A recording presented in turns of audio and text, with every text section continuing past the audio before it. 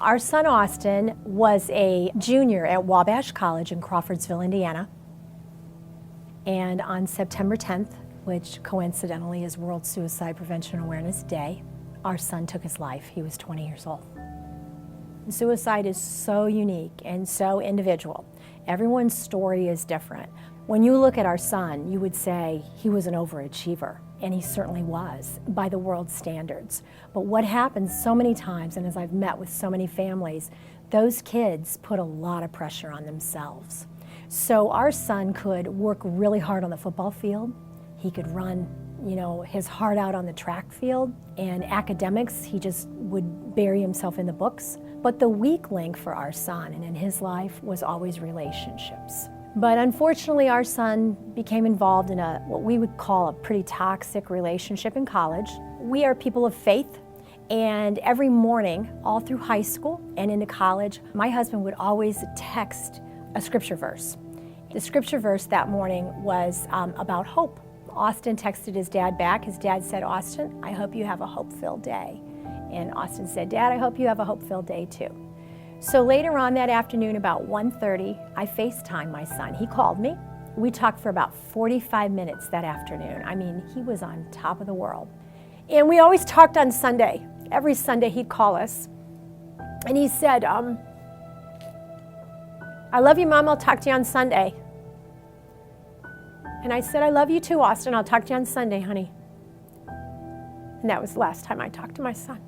It was raining that evening, a lot of rain, lightning, thunder, terrible storm.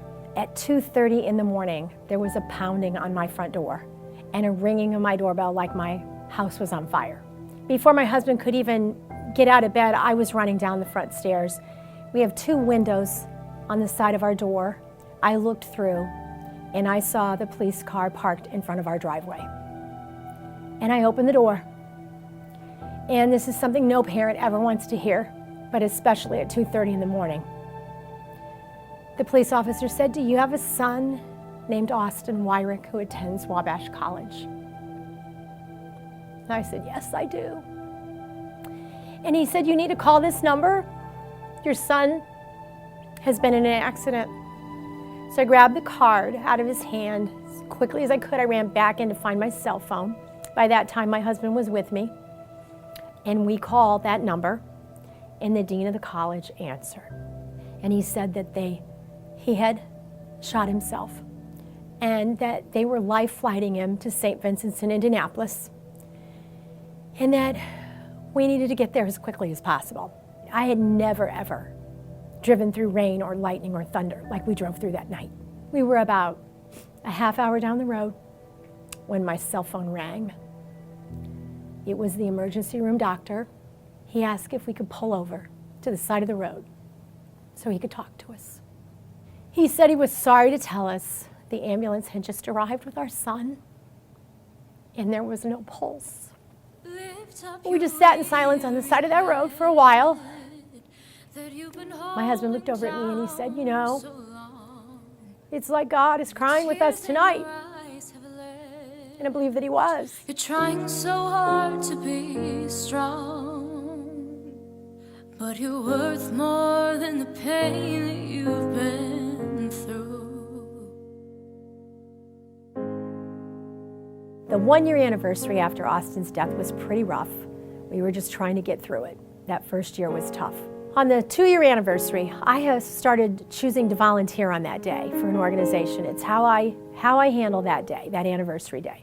So that evening, my husband and I were getting ready to go to bed. This would be 2018, September 10th, World Suicide Prevention and Awareness Day.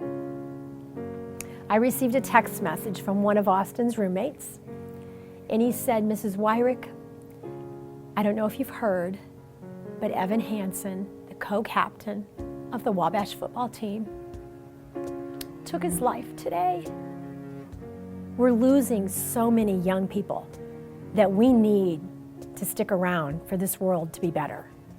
And young men like Austin and Evan, they're just an example of that.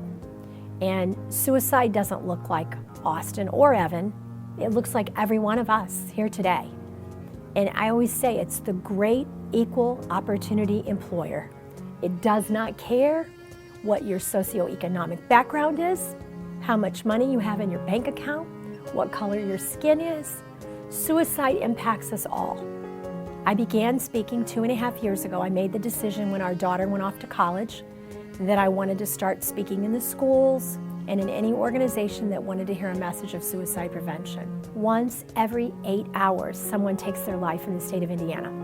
So as I tell my kids when I speak in the schools, before you go to bed tonight, another Hoosier will have taken their life. Before you get up in the morning, someone else.